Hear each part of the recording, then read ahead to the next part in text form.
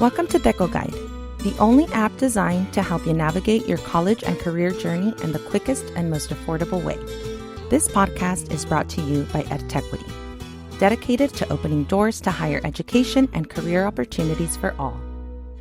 What's up, everyone? This is Professor G, and this is another one of those pieces of content that I love doing because we get to expose you to another professional, right? How Adi is a teacher. Adi has been helping kids in Northern California, Sacramento area learn English for years. And I'm going to let her tell her story. But after that, we're going to dive into how she was also able to take some early college credits through some advanced placement testing and earn some units pretty much for free for her college degree later. So Adi, welcome. Thank you very much for making the time to speak with us today.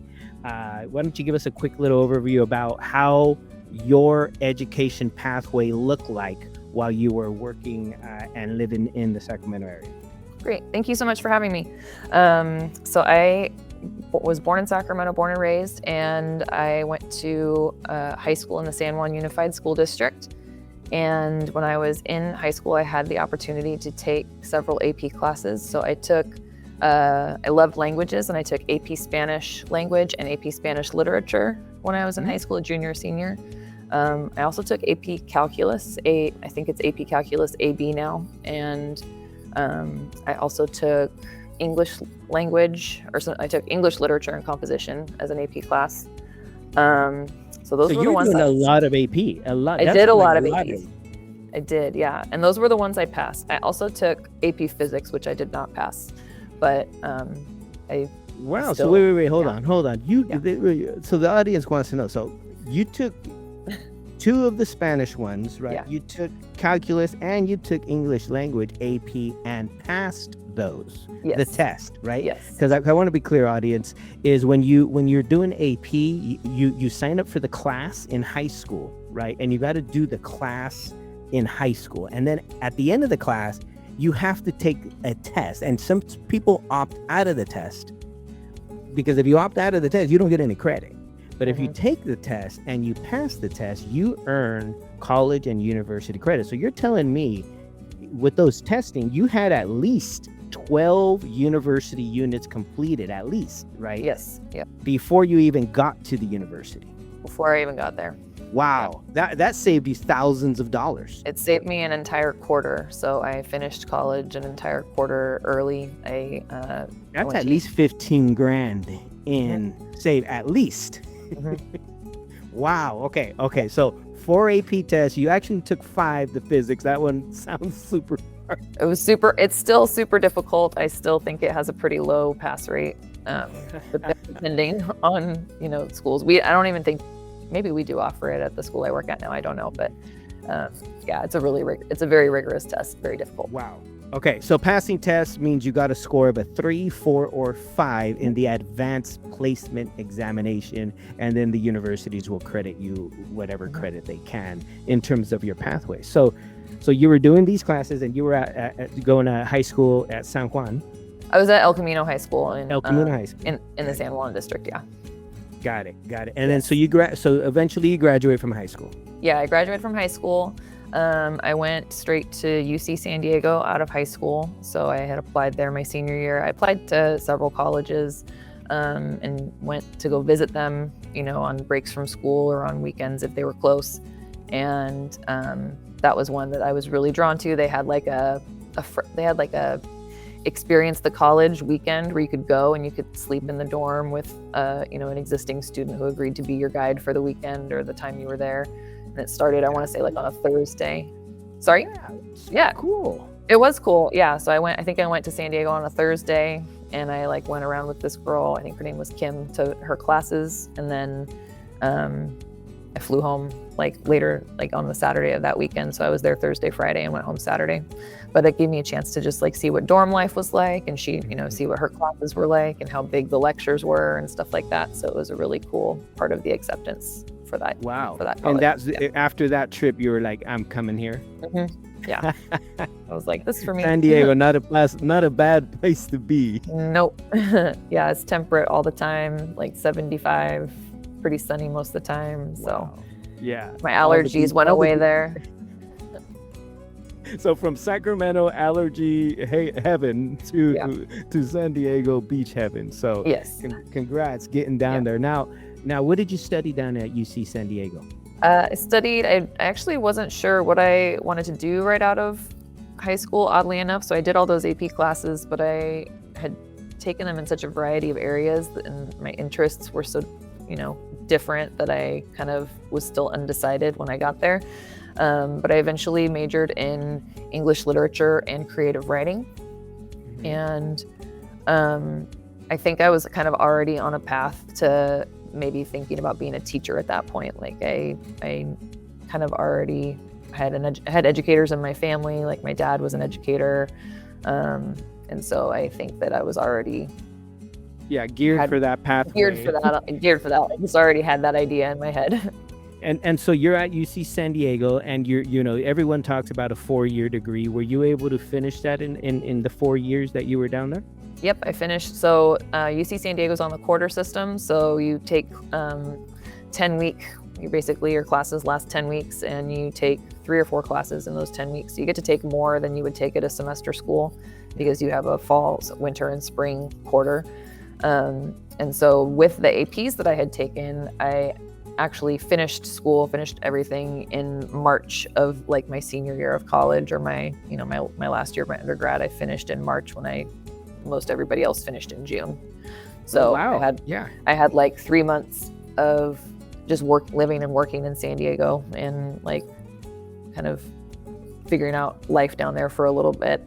So those APs did matter. They did matter. They saved you a ton of money. They shrunk the amount of time you had to continuously be enrolled at UC San Diego, and they saved you a quarter. Nowadays a quarter is about $15,000 just in tuition, right? And then that doesn't even include living expenses or anything like that. That's just tuition. So those APs really came in handy.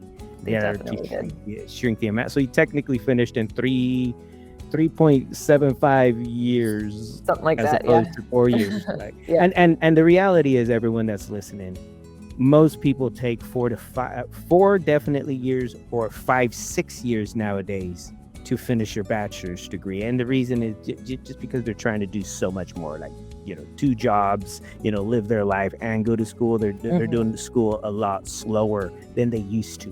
That's just a heads up that most people now take way over 4 years to finish a 4-year degree because of those reasons. But you did it in 3.75. Yep.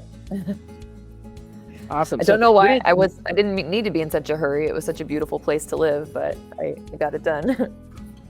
Yeah, just get it done. That's all that matters. Get done, right? Yep. Just get done. And so you didn't stop there, right? I did not stop there. After?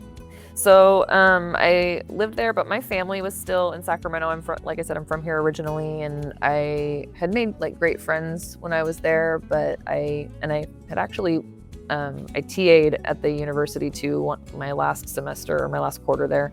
So I was kind of dipping my toe in teaching at that point too. But I ended up wanting to be closer to my family, so I moved back home. And for a couple years, I just took classes at ARC, honestly, just to take classes in things that I enjoyed. Like I took like music classes and art classes at ARC. Because you already have your degree, and you can do that, right? Even though you have a degree, you can take any classes you want at the community college. They're open access. So you go ahead. Oh, so yeah. You became an ARC, a Los Rios district student. I did, and the reason I did that was because I wasn't sure on the job stuff yet, and so my mom worked for the state, and she was like, you could be a student assistant at the state if you are taking classes. And so I took classes, and I actually through ARC, and then I went to Sac State. They had a building at the time that was University Enterprises, or a business that was University Enterprises, and they organized internships with Sac State students and state agencies. And so I worked for the state for a couple of years, and then decided that I didn't want to work in an office for the state at that time. I kind of wanted something more engaging, or just kind of up and around and moving more. And so I went back to Sac State. I applied to Sac State for their teaching credential program for single subject English, so teaching at the secondary level, middle or high school. Got it. Because you need that credential to become a school teacher, right? Or a high school teacher with that single subject credential, you get to become, a high school teacher in whatever subject it is you're teaching, and you chose English. So you're an English teacher. I'm an English teacher. Yep. Nice. Yep. Nice. And so for those of you listening, there's single subject and then multiple subject. And I like to tell the people the difference is when you're working with the little kids, they don't change class teachers. You know what I mean? It's the same teacher. You got to do multiple subjects, right? You're also the math teacher, the English teacher, the art teacher, the history teachers, etc. Right? But once you get into like high school, the kids move, right, from period to period, right? And so you basically are the English teacher, and that's why it's a single subject teaching credential. And Sac State has a pretty enormous credential, school of education credential office, and they got almost every credential out there. So there's more credentials than just those. But what Addie here has is that single subject teaching credential, which allows her to be a teacher at the high school level for English. Exactly. Yeah. Nice. Yeah, and it was a really great experience going through Sac State's teaching credential program. I met the teachers that I met in that program that were like part of my cohort, remain like really good friends to this day. I married one of them. So my husband and I met in the teaching credential program at Sac State. He's an art teacher. Wow. Well, congratulations and thank God for Sac State. Yeah. Yep. And so you also didn't stop there. I mean, now you're working, No. You're a professional, you're doing your teaching for years. And I recently heard you finished off your latest degree, which is? Yeah, I just finished just this spring, so I can date myself a little bit, but I finished my undergraduate at UC San Diego in 2005. And then I finished my teaching credential at the end of 2007, so like December 2007. And then I went back to the high school that I went to and became an alumni teacher. So I worked at the high school that I went to and worked there for 16 years. And then decided like, I would like to I wouldn't say I was bored, but I kind of wanted to do more with my education. You want to learn. People want to learn, Yeah. right? Why not learn more? In that time, I got married. I had a child. My son's almost 8. He's gonna be 8 in November. So like all those things, all those life things are happening in all those years. And then at the end of February of 2023, I reapplied to Sac State for their graduate program for a master's program in education, language, and literacy. Got it. I started in the summer of 2023, and then I just finished in the summer of 2025. So wow. Very recent. Okay, so let's recap here. Yep. After high school, because of high school and doing some of the advanced placement credits, starting college early, basically, while you're finishing high school, you're finishing some of these college classes. You then went to UC San Diego for about 3.75 years because of those AP classes. You were able to graduate just a little early there, so shaved off some time, saved a ton of money. Then you came back up north to Sacramento and you did a teaching credential program, a single subject teaching credential program. How much time did that take you? The teaching credential? The teaching credential program was 1.5 years. So I started it in, I want to say like the fall of 2006. And then finished in December of 2007. Oh, you were on fire. You became a teacher very young. Yes. Yes, like mid-20s. You're already teaching professionally, right? And then most recently you went back to finish off that master's degree, and so now you're a master's graduate student, master's degree holding. Yeah, and actually, our master's degree gave us an extra credential, or we're getting an extra credential, and we're the first class to have it. So, what credential is that?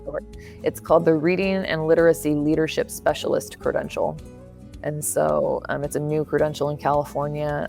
They're trying to get more reading and literacy specialists in primarily early education. I just so happened to see a need for it in secondary. And so I went and got that master's, I'm getting that credential, and wanted to bring it back to my secondary level where so now you're going to end up with 2 credentials, a master's degree, 2 credentials, bachelor's degree, AP classes.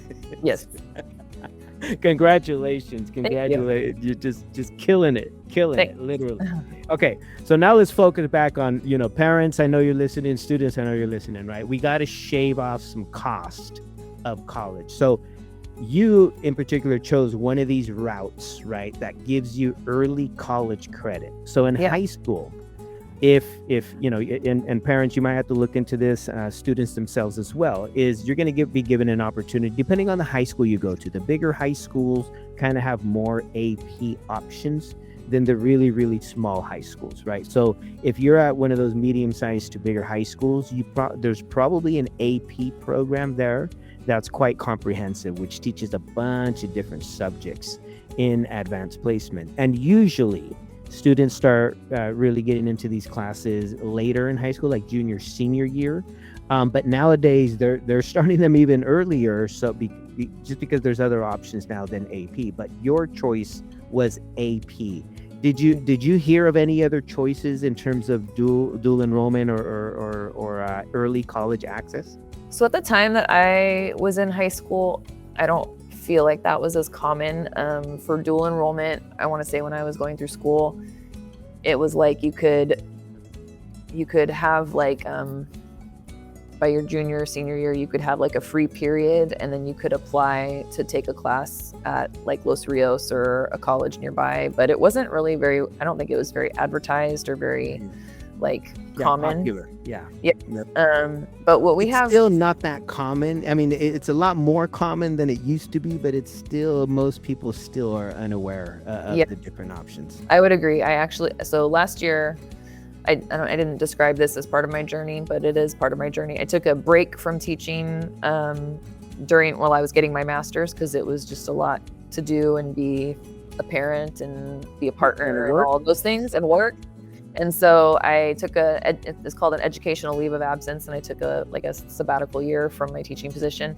And but I still wanted to work, and so I actually worked at Sac State last year, and I worked in their ACE office, which is Sacramento State's dual enrollment program. It's called Accelerated College Entrance. And so I learned a lot about the dual enrollment program that Sac State has.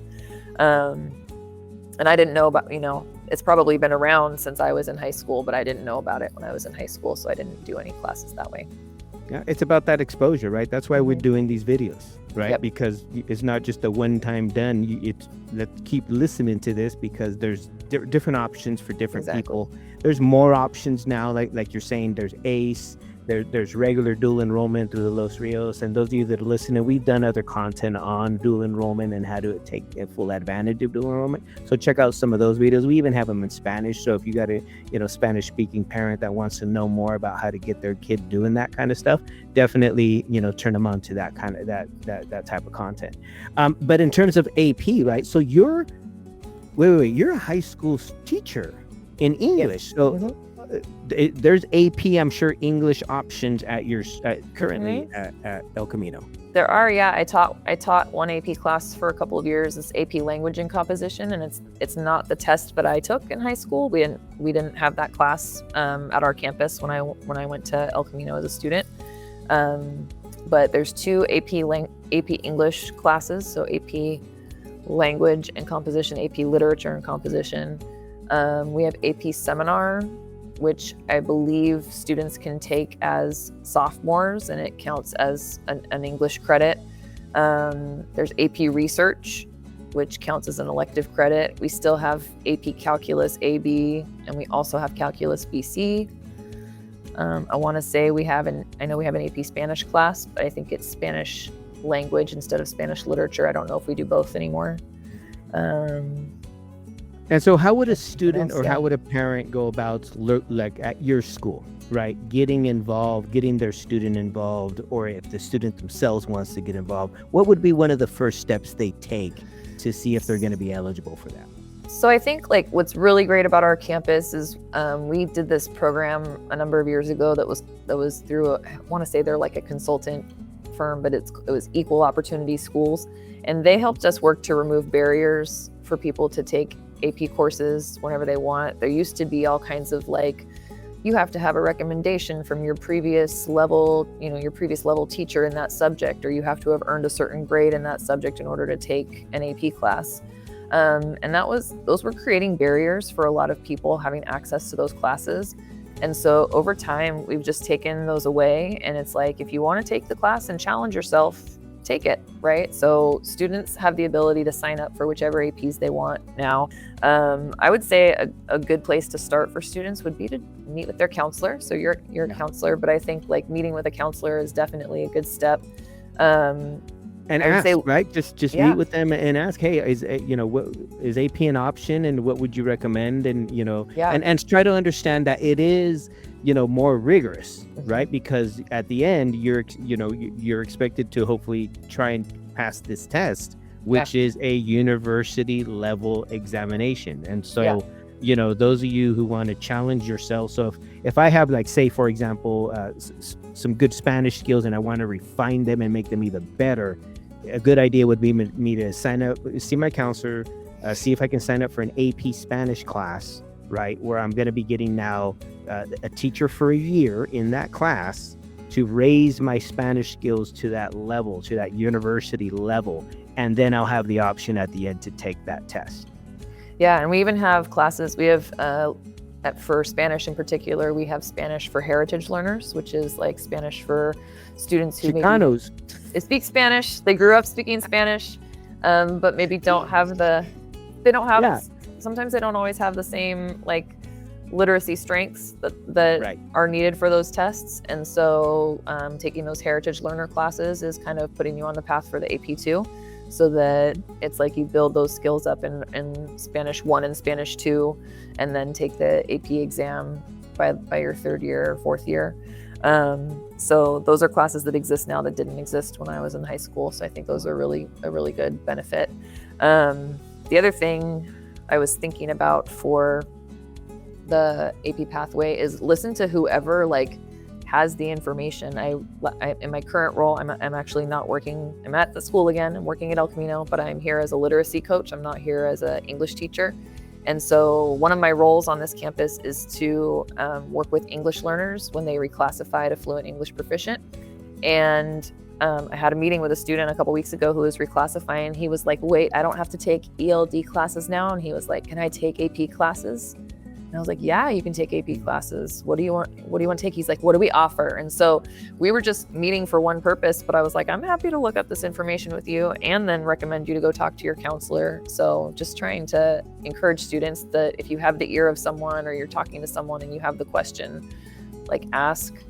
And it takes courage. It takes courage to ask, y'all. Those of you that are listening, we all had to go through this, right? Mm-hmm. Build up the courage to ask somebody to connect you, right? So they could, if you're there at your campus, they could ask you to connect you with the right person that could potentially get them through into some of these courses, etc. So you have to ask, because if you assume that us, because I'm an educator as well, you assume that we're out there just looking for things for you. I mean, we got 500 students we're dealing with today, right? And so things fall through the cracks. So we really, really want you to just muster up the courage, ask us a question, right? Mm-hmm. Ask us to point you in the right direction, and we'd be happy to. It's just a matter of you asking.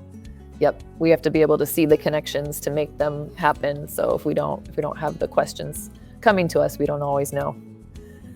Exactly. And so back to you. Okay, so you chose to take your AP in English. You chose to take your AP in Spanish language and Spanish literature. And was it the AP in calculus? Mm-hmm. Okay, so those of you that are listening, when you get to the university or you get to the community college, it doesn't matter. If you're going after a degree, right, associate's degree, bachelor's degree, half of your degree is general education. Mm-hmm. Okay, 10 to 15 different classes in different subjects. And so part of those classes, there's these requirements, called English composition. Right. So your English language AP knocked out that requirement. So when you got to university, you didn't have to take that English class that all the other freshmen at the university had to take. Right. That's right. Yep. I didn't have to take that. And so then the calc class knocks out your calculus, your mathematics requirement for general education. It sort of did. So at the So UC San Diego has multiple colleges within UC San Diego. I don't think CSUs are so much like that, but if you go to UC campuses, they have like colleges that have names or they're numbered if they're newer. And the college I was in had 3 general ed math had like 3 math courses as the general ed requirement.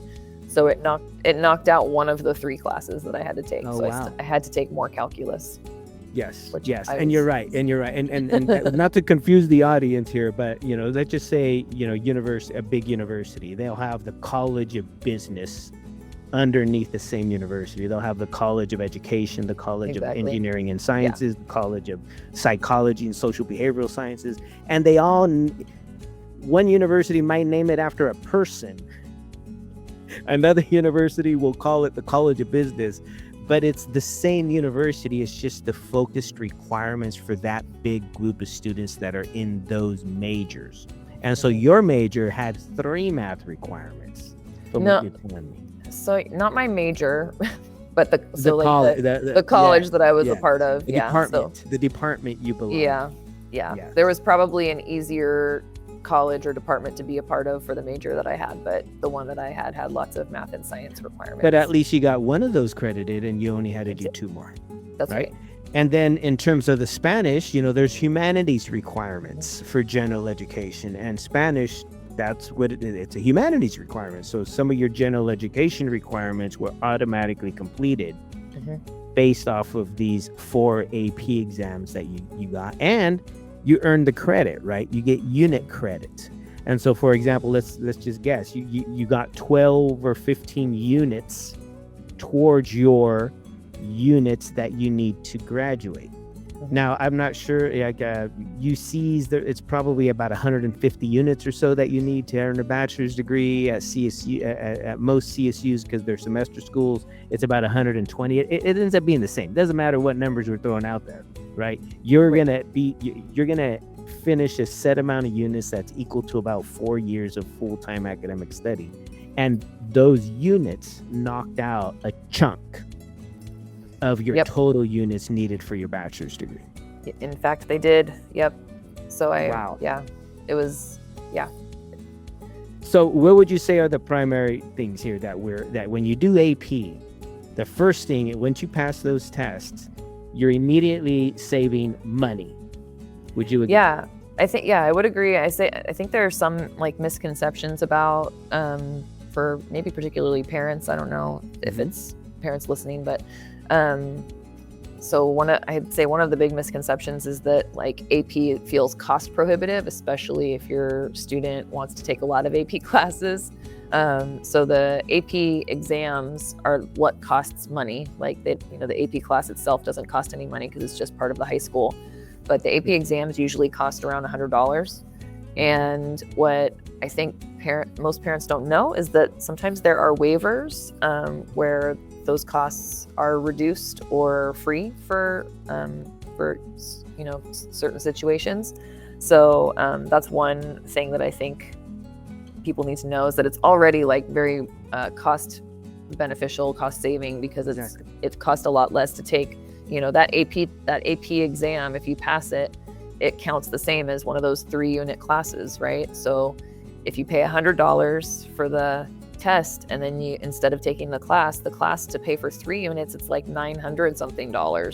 And so that's what you're saving money on right there. It's about a saving and time, $800, right? Yeah, totally. Right, time. If you got to do that class in college, you're going to put in, for that quarter, you're going to put in 50 hours of lecture and another probably 200 hours of study time.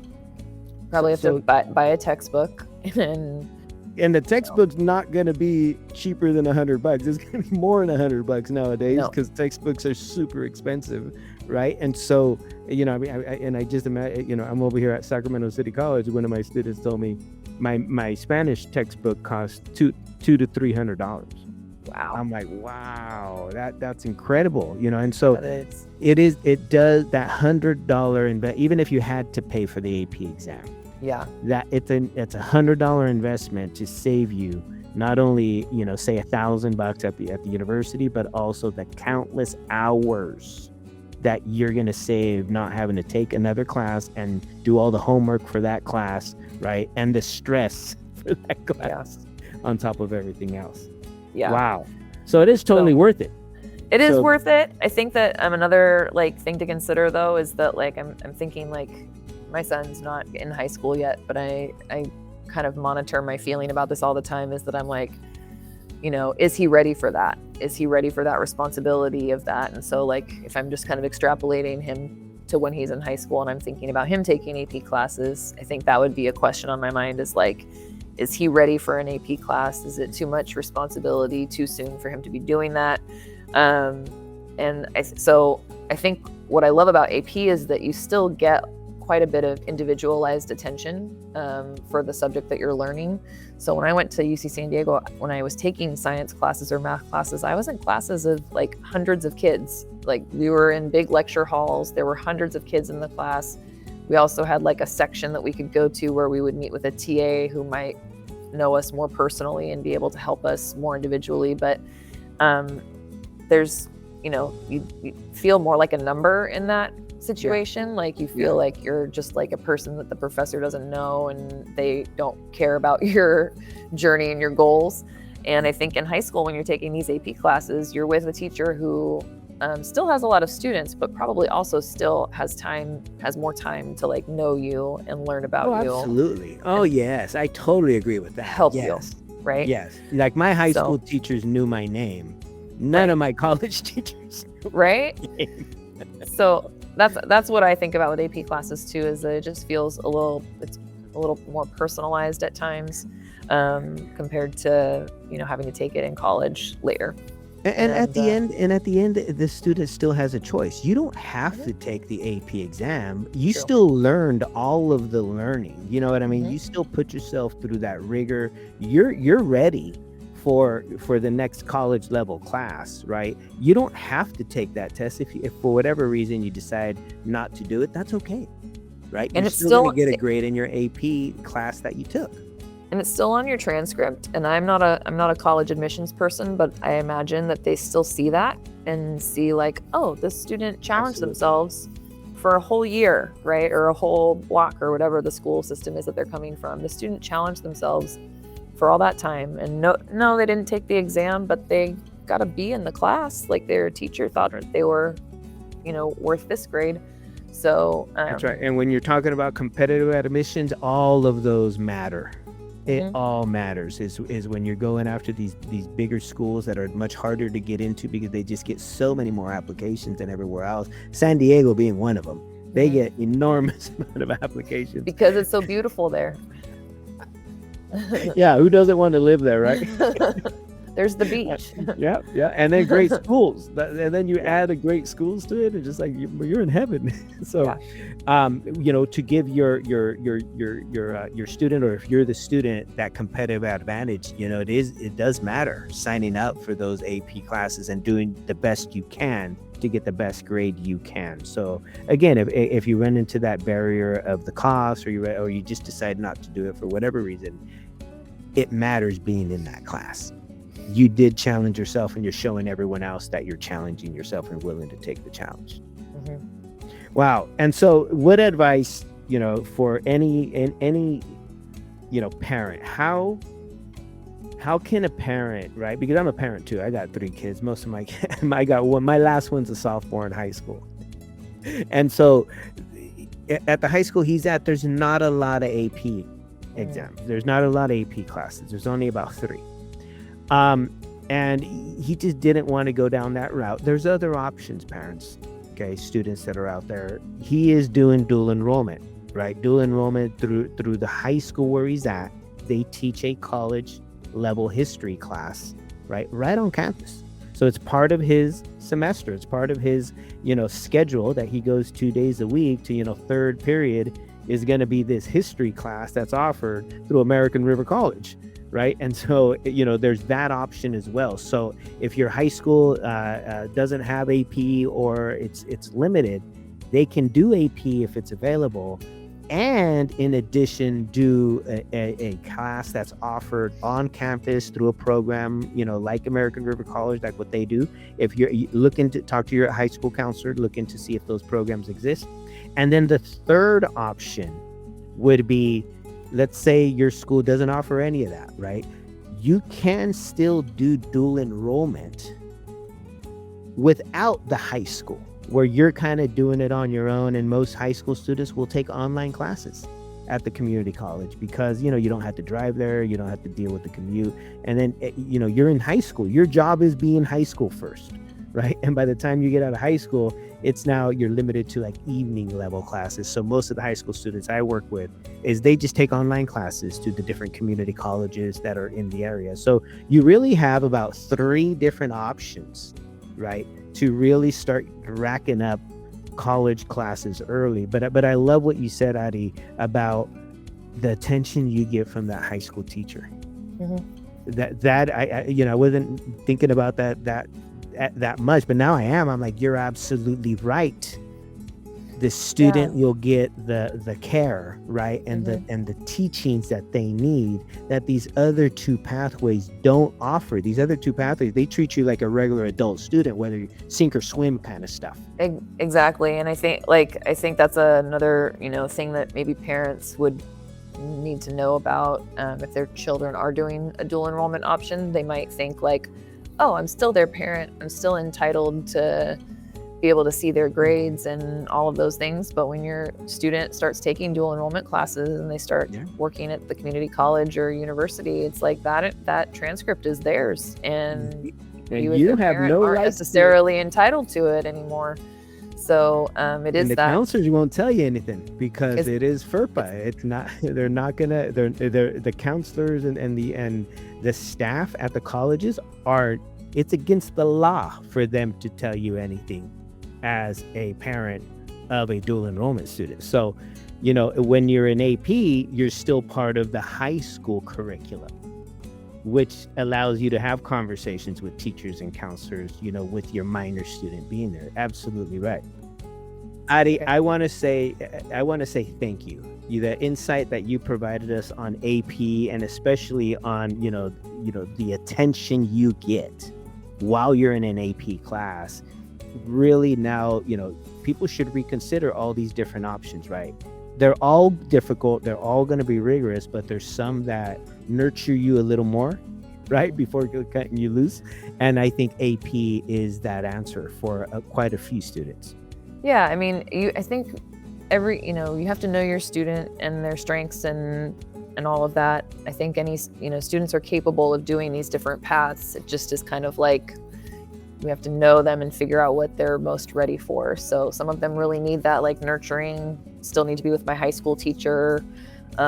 Sacramento State's dual enrollment program with ACE, it's got 2 options where it is partnered with high school teachers who teach the class. And then they have another one where students can do like the Los Rios program where they take classes online, or they come to Sac State's campus and take them with the college professors. And then Los Rios is generally like with the college professors, right? And the way it's at my school is like students enroll in that class and they might be assigned a period in their day and they just go and they can work on their coursework during that class. So it's just knowing your student and their self-reliance that they have, I guess, their level of self-reliance, and whether they can kind of do the thing on their own and time manage on their own, or whether they still kind of need a little bit of more supervision or more encouragement from a teacher that's at their school. That's right. Well said. Well, Adi, thank you very much for the time. Your information, your journey is very, very influential for those young people out there that are looking to move into some form of education, right? Not only for themselves, or potentially even into becoming an educator. So thank you for your service as a teacher, El Camino High School, Mrs. S, I believe is what your students call you. So right. Again, thank you for the time.